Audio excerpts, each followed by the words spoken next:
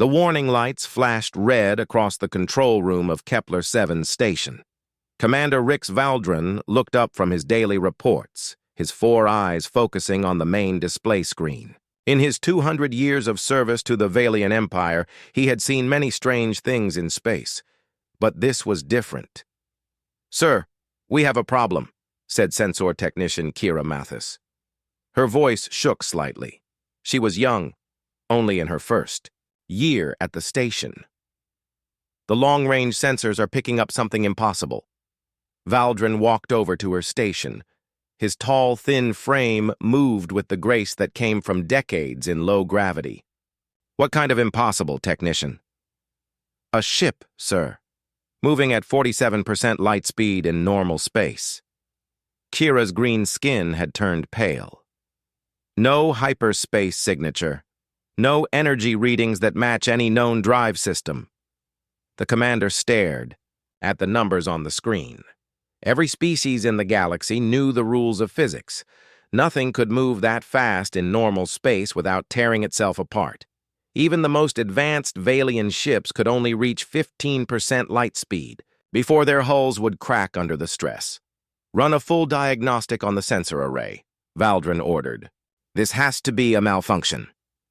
20 minutes later, Kira looked up with worried eyes. "All systems are working perfectly, sir, and I have confirmation from Deep Space Station Omega-3 and Monitoring Post Delta-7. They are tracking the same object." Valdrin felt a chill run down his spine. 3 separate stations could not all have the same malfunction. He activated his command console and pulled up the detailed readings. The object was roughly 200 meters long, made of what appeared to be basic metals: steel, titanium, and simple composites. Materials that most civilized worlds had stopped using thousands of years ago. "Where did it come from?" he asked. "That is the strange part, sir.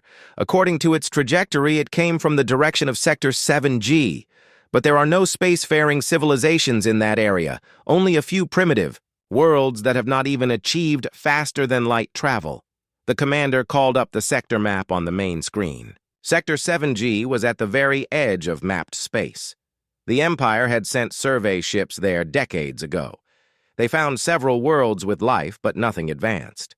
One planet, designated as Terra by the survey teams, had creatures that had barely learned to split atoms. The reports said they were still fighting wars with chemical explosives. Could it be a probe from one of the inner worlds? Valdrin wondered aloud. "No, sir. The metal composition does not match any known technology. And look at this." Kira highlighted a section of her screen. The object just increased speed. It is now moving at 52% light speed.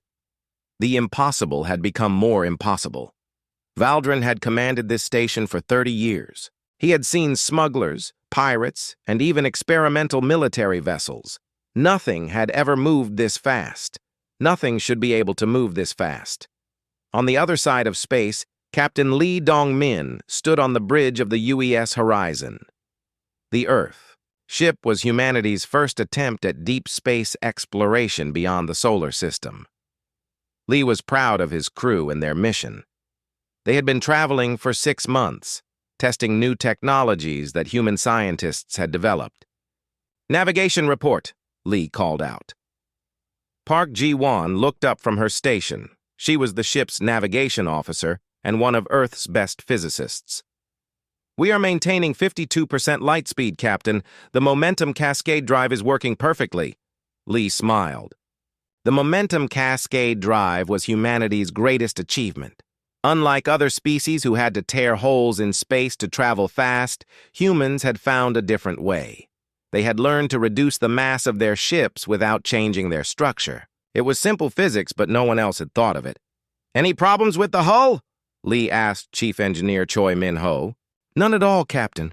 Hull stress is well within normal limits. We could probably push to 60% if needed." Park Ji-won checked her instruments again. "Captain, I am detecting some unusual energy signatures ahead. They appear to be artificial." Lee moved to the sensor station. His crew was small but skilled. They had trained for years for this mission. Earth's government had chosen them carefully. They were not just explorers, but ambassadors for the human race. "What kind of energy signatures?" Lee asked. "Unknown. They do not match anything in our databases, but they are definitely not natural phenomena." Back on Kepler-7, Commander Valdrin was making the most important decision of his career. The unknown vessel was now less than 12 hours from Imperial space. Protocol demanded that he report this to Fleet Command immediately. Technician Mathis, send an emergency signal to Admiral Keth Zorian. Tell him we have a Code 7 situation. Unknown vessel approaching Imperial space using impossible technology. Yes, sir. Should I activate the defense grid? Valdrin thought for a moment. The defense grid could destroy most ships, but this vessel had already proven it did not follow normal rules. Activate standby mode only. If this ship can move at 52% light speed, our weapons might not even be able to target it. The DIA message went out across the Empire's communication network. Within hours, every major military base knew about the impossible ship. Scientists argued about whether the readings could be real. Military commanders prepared for the worst. Admiral Keth Zorian received the message while inspecting his fleet at the main naval base. He was a veteran of many battles and had never seen anything that worried him. But this report made him pause. A ship moving at impossible speeds, made of primitive materials coming from unexplored space. Prepare 6 heavy cruisers for immediate departure, he ordered his staff. If someone has developed new technology, we need to know about it. Meanwhile, the UES Horizon continued on its course. Captain Lee and his crew had no idea they were causing panic across an entire empire. They were just humans, exploring space and testing their new drive system. They had dreamed of meeting other intelligent life, but they never imagined they would be seen as a threat. Dr. Kim Hye-jin, the ship's xenobiologist, was excited about the possibility of first contact. She had studied every theory about alien life and communication, but she, like the rest of the crew, had no idea that they were about to change the balance of power in the galaxy.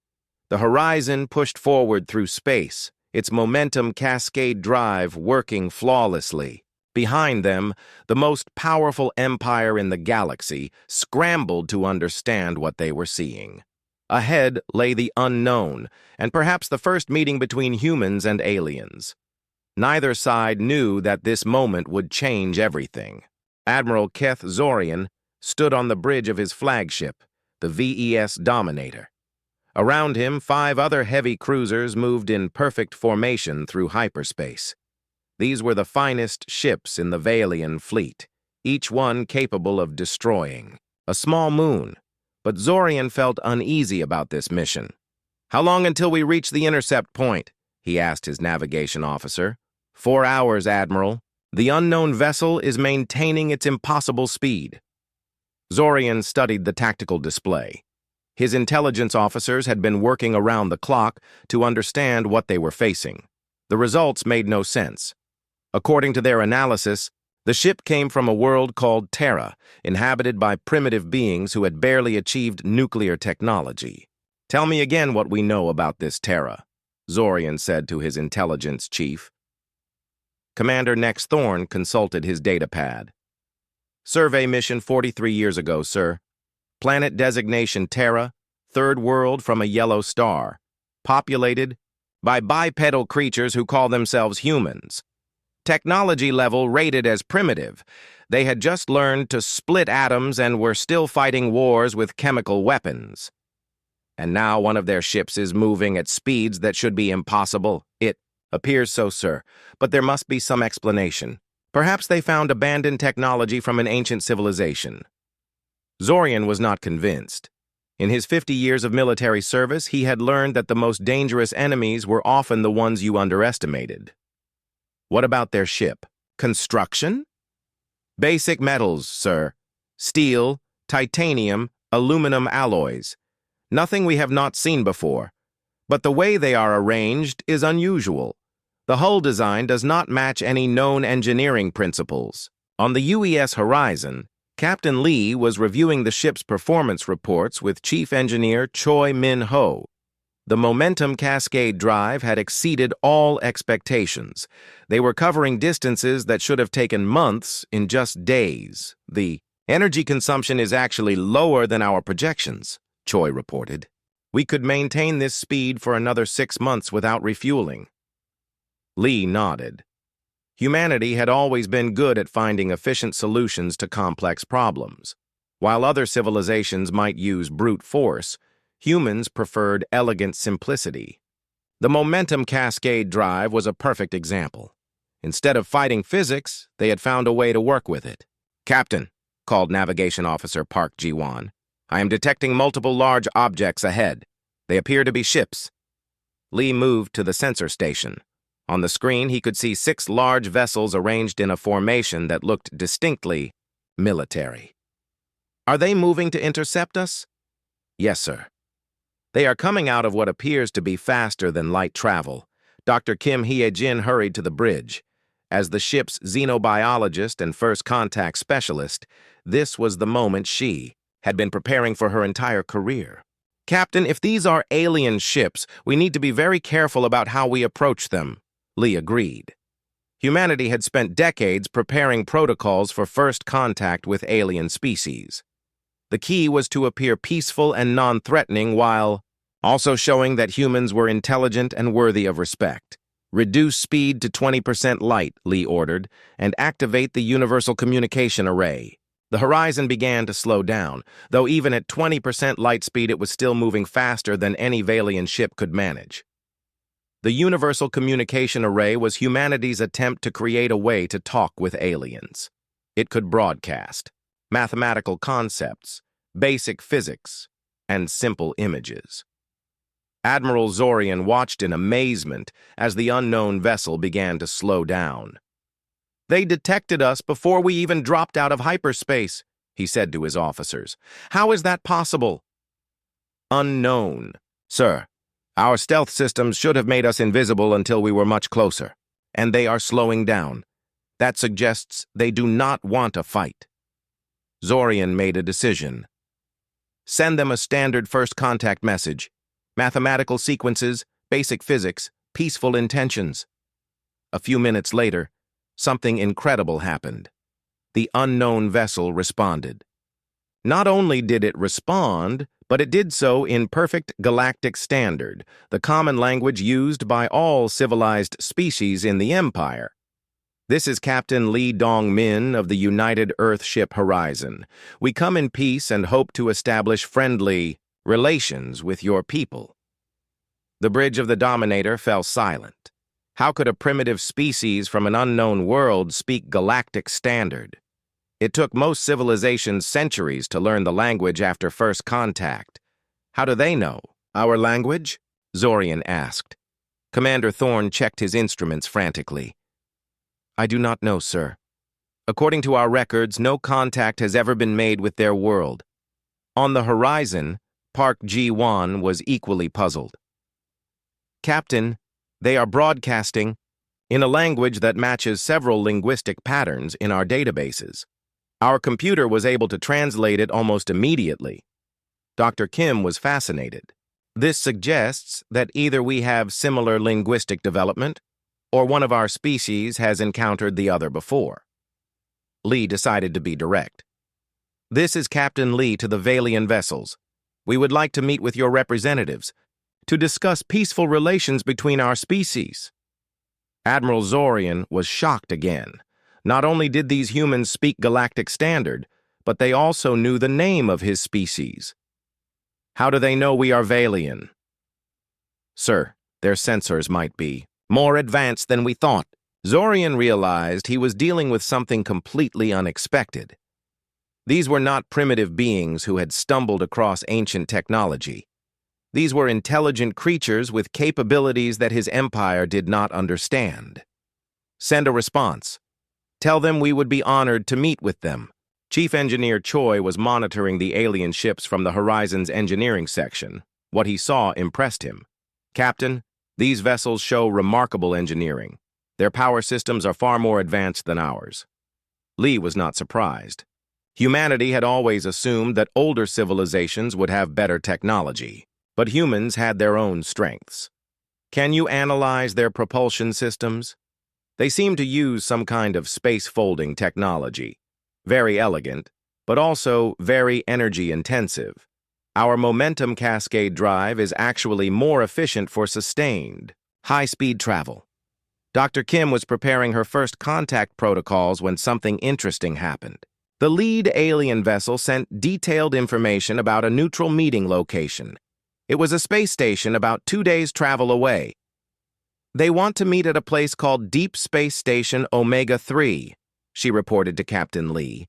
That sounds reasonable. Send our agreement. Admiral Zorian was relieved when the humans accepted the meeting location. But he was also more worried than before. These creatures had responded to every communication with perfect understanding and appropriate protocols. Either they had been preparing for contact with his empire for a long time, or they were far more intelligent than anyone had guessed. Send a message to High Command, he ordered. Tell them we need a full diplomatic team at Omega-3, and tell them these humans are not what our survey suggested. As both fleets changed course toward the space station, neither side fully understood what they were heading into. The Valians saw humans as a mystery that might threaten their understanding of technology and physics. The humans saw the Valians as an opportunity to learn from an advanced civilization. But both sides agreed on one thing. This meeting would change everything for both species. The question was whether that change would be good or bad. The ships moved through space toward their historic meeting, carrying the hopes and fears of two completely different worlds. Deep Space Station Omega-3 was one of the largest installations in Valian space. Built into a massive asteroid, it served as both a research facility and a meeting place for diplomatic missions. High Counselor Vex Thrain had arrived 12 hours before the scheduled meeting, bringing with him the Empire's best scientists and diplomats. Have we learned anything new about these humans? Thrain asked, as he reviewed the latest reports in the station's main conference room. Dr. Lisa Korn, the Empire's leading xenobiologist, shook her head. Very little, sir. Our long-range scans show that their ship is even more unusual than we first thought. The hull appears to be made of layered metals that should not work together, but somehow they do. And their technology? Completely unknown. They are using principles of physics that our scientists say are impossible. Thrain was troubled. As one of the Empire's senior leaders, he had overseen first contact with dozens of species. Most were either primitive and easy to understand, or advanced but following known scientific principles. These humans were something entirely different. The UES Horizon docked at Omega-3 without any problems. Captain Lee was impressed by the size and complexity of the space station. It was clearly the work of a civilization far older than humanity. Their engineering is remarkable, Chief Engineer Choi observed as they walked through the docking corridor. But I noticed they use a lot more materials and energy than we would for the same results. Ambassador Han So-young had joined the crew just before they reached the station. She was Earth's most experienced diplomat, though she had never dealt with aliens before. Remember, she told the human team, we want to learn from them, but we also want to show that humanity deserves respect. Dr. Kim was carrying a data pad, filled with information about human culture, science, and history. I have prepared presentations about Earth and our development. I think they will be very surprised by how quickly we advanced. The meeting took place in a large room with a circular table. High Counselor Thrain sat across from Ambassador Han, with their respective teams arranged around them. The atmosphere was formal but polite. We welcome you to Valian space, Thrain began. We are curious to learn how your species developed such advanced technology, Ambassador Han smiled. We appreciate your hospitality. Humanity has always been driven to explore and discover new things. We developed space travel because we wanted to know what was beyond our world. According to our records, Dr. Korn interrupted, your species achieved nuclear technology only 75 years ago. How did you advance so quickly to faster-than-light travel? Science Director Yu Jae-sung, who had joined the human team, answered with enthusiasm. We learned to think about physics differently. Most civilizations try to overpower natural forces. We learned to work with them instead.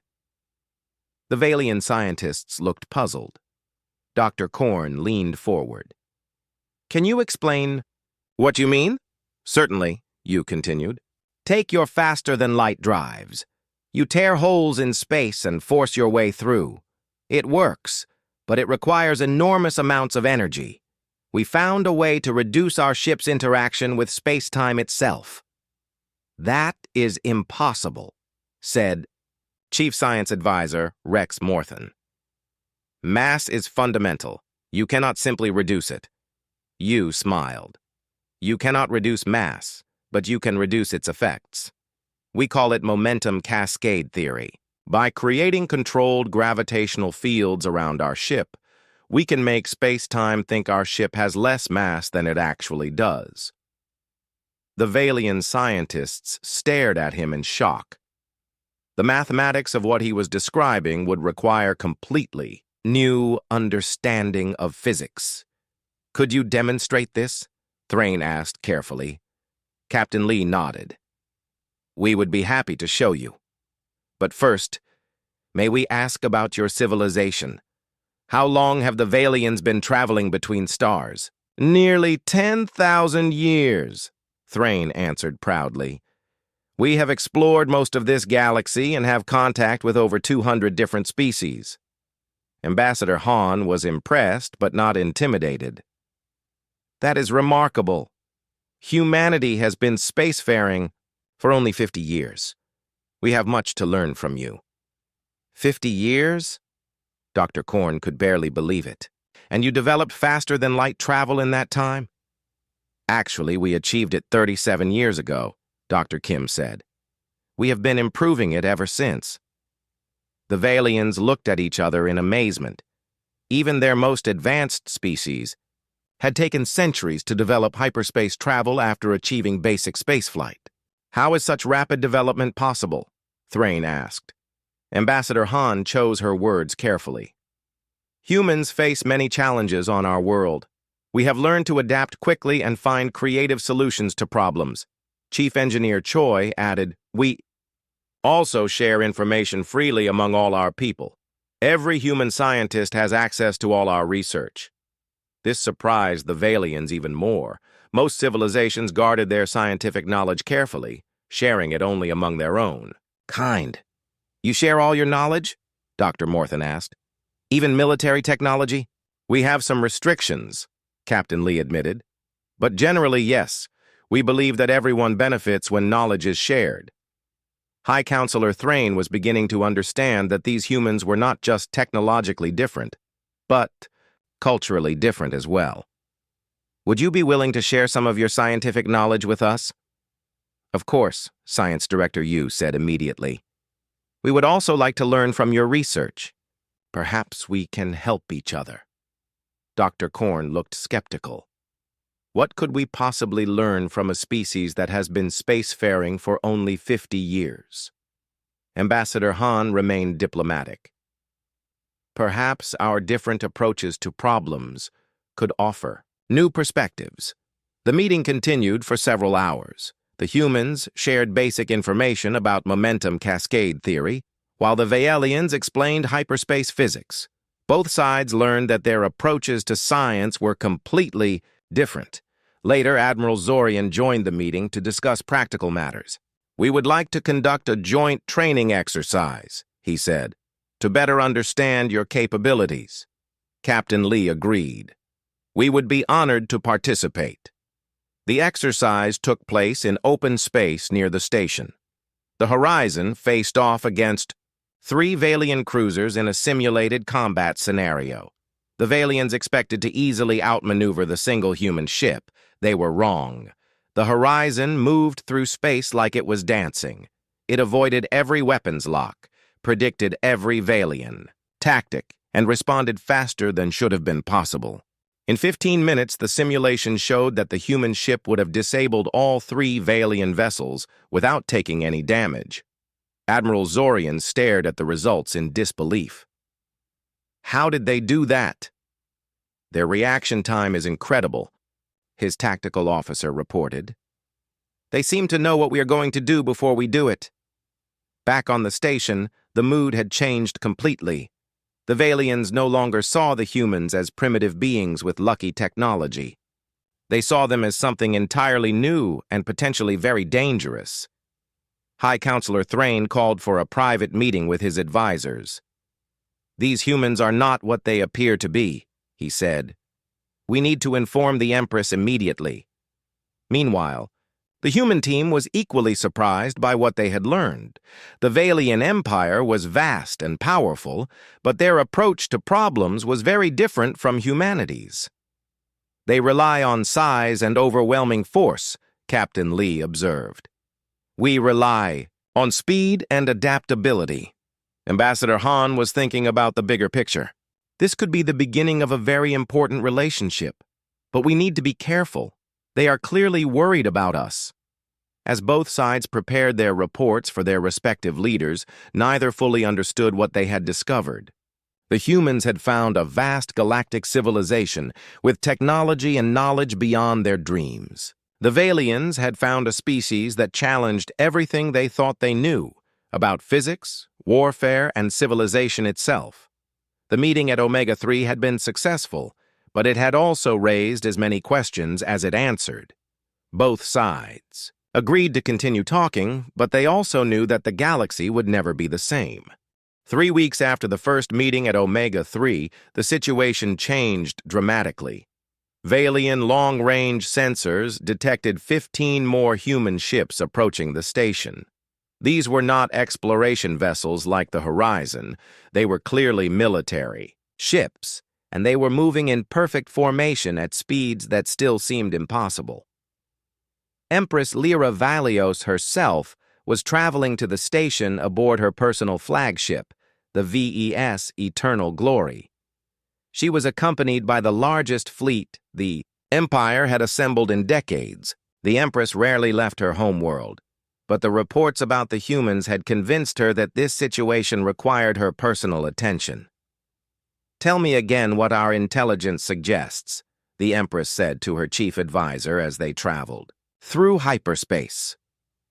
The humans appear to be much more advanced than we initially believed, Your Majesty.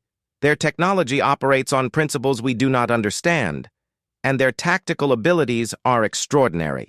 General Moon Taewook stood on the bridge of the UES Defiant, leading the human fleet toward Omega-3. He was Earth's most experienced military commander, and he had brought some of humanity's finest ships and crews. But this was not meant to be a threatening display. Remember, he told his fleet commanders over the communication system, we are here to support Captain Lee's diplomatic mission. We want to show strength, but also peaceful intentions. Dr. An Subin was aboard the Defiant as part of the human scientific team. She was a cognitive researcher who specialized in studying how different species thought and learned. Her work had led to an important discovery about why humans seemed so different from other intelligent species. When the human fleet arrived at Omega-3, the Valian defenders were shocked. The 15 human ships moved with a coordination that seemed impossible. They avoided the Valian formations without appearing to communicate with each other. How are they doing that? Admiral Zorian asked his sensor operators. They are not using any communication frequencies we can detect. Unknown, sir. It appears they are anticipating each other's movements. The Empress arrived a few hours later with her massive fleet. The space around Omega-3 was now filled with ships from both civilizations. Tensions were high, but both sides maintained peaceful behavior. The second diplomatic meeting was much larger than the first. The main conference room had been expanded to accommodate representatives from both fleets. Empress Lyra sat directly across from General Moon, with Captain Lee and Ambassador Han at his side. We welcome Your Majesty to this historic meeting, Ambassador Han began formally. We hope to build a lasting friendship between our peoples. The Empress studied the humans carefully. They looked similar to several other species she had encountered, but there was something different about their behavior. They seemed alert, in a way that most species were not. "We are curious about your rapid development," the Empress said.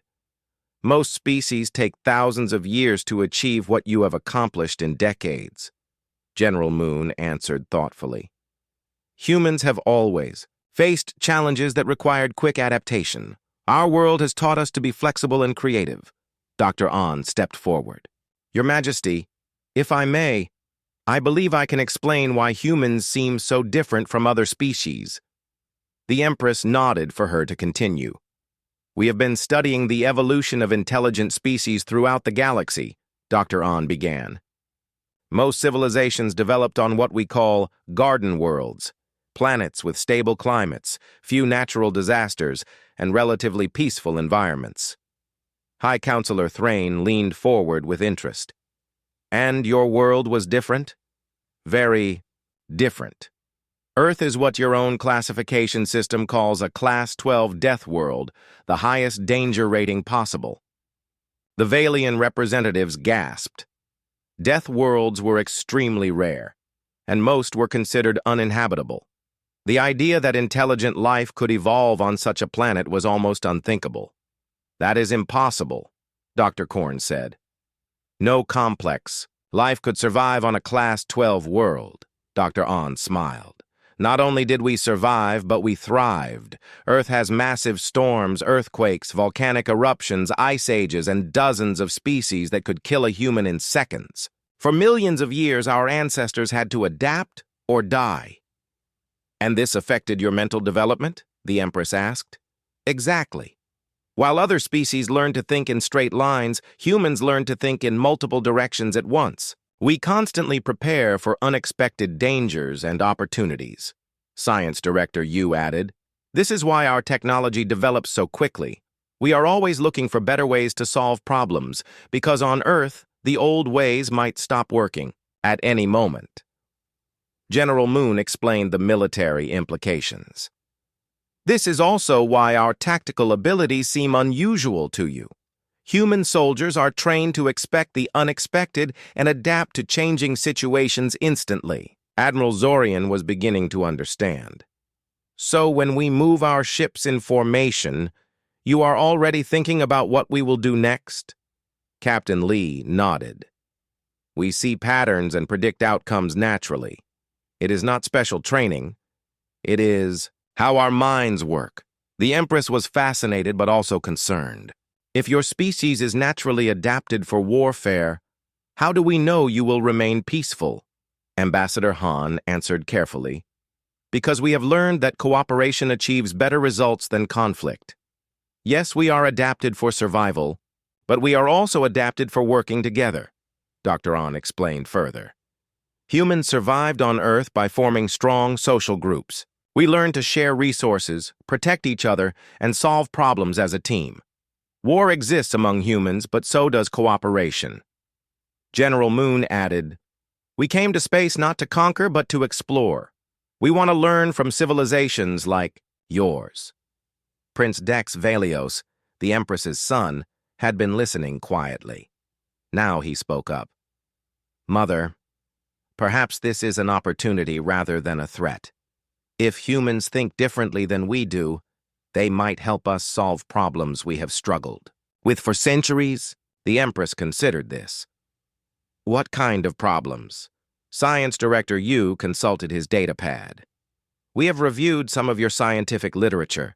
There are several areas where human approaches might offer new solutions."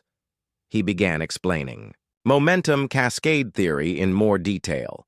The Valian scientists were amazed to learn that humans had solved faster-than-light travel using mathematics that was much simpler than hyperspace physics. "Your methods are so elegant," Dr. Korn admitted. "We have been using brute force approaches for thousands of years. And we have been developing our technology in isolation," Dr. An pointed out. "Imagine what we could accomplish together." The meeting continued for hours. Both sides shared more information about their cultures, their histories, and their scientific achievements. The Valians learned that humans had explored their entire solar system and were planning missions to nearby star systems. The humans learned about the vast network of civilizations that made up the galactic community. As the day ended, both sides felt more hopeful about the future. The initial fear and suspicion were being replaced by curiosity and respect. "I propose a formal alliance," the Empress announced. "Not conquest or absorption, but true partnership between equals." General Moon smiled. Earth would be honored to accept such an alliance. But even as they spoke of friendship, both sides knew that other powers in the galaxy would not be happy about this development. The Valian Empire had just gained a powerful new ally, and that would change the balance of power throughout known space. As the fleets prepared to return to their home worlds, representatives from both civilizations began planning for a future that neither had imagined possible just a few weeks before. The humans had found their place in the galactic community, and the Valians had discovered that sometimes the most valuable allies come from the most unexpected places. The edge of the Empire had become its greatest strength. 6 months had passed since the first meeting at Omega-3. The galaxy was buzzing with news of the human-Valian alliance. Some civilizations were excited about the possibilities, while others were deeply worried about what this partnership might mean for the balance of power. President Kim Woo-jin of the United Earth Federation stood at the viewing window of his transport ship as it approached Valia Prime, the capital world of the Empire. This was the first time a human leader had visited the Valian home world, and the importance of the moment was not lost on him. "The preparations for the signing ceremony are complete," Trade Minister Oh Ye-jin reported as she joined the president at the window. "Both sides have agreed to the terms of the Sol-Valia Accord." The president nodded. The accord was more than just a peace treaty. It established formal diplomatic relations, created trade agreements, and set up joint research programs that would benefit both civilizations. "What about the technology exchange programs?" he asked. "Very successful," Oh replied. "Our engineers are working with Valian manufacturers to combine momentum cascade drives with their advanced materials. The first hybrid ships should be ready for testing within the year." On Valia Prime, Prince Dex Valios was overseeing preparations for the historic ceremony. As the head of the Empire's cultural exchange program, he had spent months learning about human society and customs. What he had discovered impressed him greatly. "The humans approach every problem with remarkable creativity," he told his father, Emperor Regent Vorth Valios, who was serving while his sister, the Empress, recovered from a minor illness. "They have solutions to challenges we have faced for centuries." "And what have we offered them in return?" Vorth asked. "Knowledge and resources," Dex answered. "Their industrial capacity is still limited compared to ours. But when you combine their innovation with our manufacturing ability, the results are extraordinary." In the Valian research facilities, human and Valian scientists were working together on projects that neither could have accomplished alone. Dr. Kim Hye-jin was leading a team studying alien biology, while Valian researchers learned about Earth's unique evolutionary environment. "The diversity of life on Earth is incredible," Dr. Korn told her Valian colleagues. "In just one small area, humans evolved alongside hundreds of species that could kill them. No wonder they developed such remarkable survival instincts." Meanwhile, Science Director Yu Jae-sung was working with Valian physicists to understand hyperspace technology. "Your space-folding methods could revolutionize long-distance travel," he explained. "Combined with our momentum cascade systems, we could create ships that are both fast and efficient." The signing ceremony took place in the Great Hall of the Valian capital. Representatives from dozens of civilizations attended, either in person or through holographic projection. The message was clear. This alliance was important not just for humans and Valians, but for the entire galaxy. President Kim and Empress Lyra, who had recovered from her illness, signed the accord together while thousands watched. The moment was broadcast across both civilizations and throughout the galactic communication network. Today marks the beginning of a new era, the Empress declared in her speech. An era where different approaches to science and civilization can work together for the benefit of all. President Kim's words were equally hopeful. Humanity has dreamed of joining the galactic community since we first looked up at the stars. Today, that dream becomes reality. But not everyone was celebrating. In the outer regions of the galaxy, representatives from the Krogar Confederacy and the Nexus Alliance were meeting in secret. These powerful civilizations had dominated galactic politics for thousands of years, and they were not happy about the new alliance. The Vailians have gained a significant advantage, Krogar Prime Minister Zeth Vargan told the assembled delegates. These humans may appear primitive, but their technology could shift the balance of power. Nexus Admiral Rexa Thorne agreed. Our intelligence reports suggest that human ships can outmaneuver anything we have. If the Vailians gain access to this technology on a large scale, they could become unstoppable. But their concerns came too late. The human-Vailian partnership was already producing results that amazed both civilizations. Back on Earth, Captain Lee Dong-min was overseeing the construction of a new generation of exploration ships. These vessels combined the best of both human and Vailian technology. They were faster, more efficient, and more capable than anything either civilization had built before. The first deep space expedition will launch next month, he reported, to Earth Command. We will be able to reach unexplored regions of the galaxy that were previously beyond our capabilities. Chief Engineer Choi Min-ho was equally excited about the technical achievements. The hybrid drive systems are performing beyond our wildest expectations. We can maintain 70% light speed for months without refueling. Trade Minister Oh was busy negotiating new agreements with Vailian corporations. They want to establish manufacturing facilities in our solar system, she reported to President Kim. In exchange, we will have access to their advanced materials and production techniques. The cultural exchange was equally successful. Prince Dex had established programs that allowed young humans and Vailians to study on each other's worlds.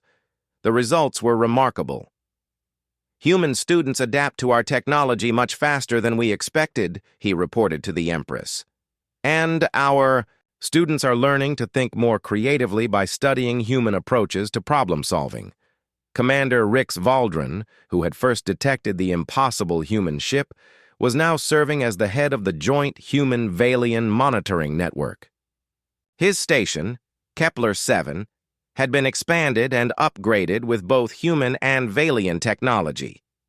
We can now detect ships across twice the distance we could before, he reported proudly. The combination of our sensor arrays with human signal processing has created the most advanced detection system in the galaxy. Admiral Zorian commanded a mixed fleet of human and Vailian ships that patrolled the border regions. The coordination between our crews is excellent, he told Empress Lyra during one of his regular reports. Humans and Vailians work together, as if they have been allies for centuries.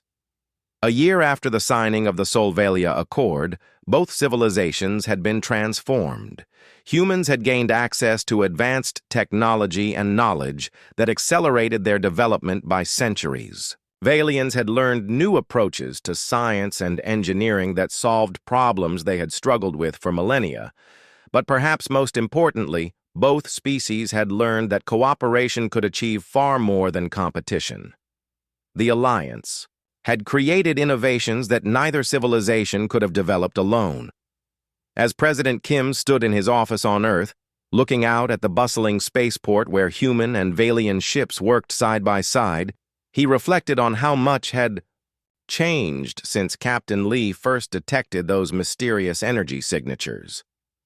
The edge of the Empire had indeed become its greatest strength, and humanity, once isolated on a dangerous world at the edge of known space, had found its place among the stars. The future belonged to those who were willing to look beyond their own limitations and embrace the possibilities that came from working together. For humans and Valians, that future was just beginning.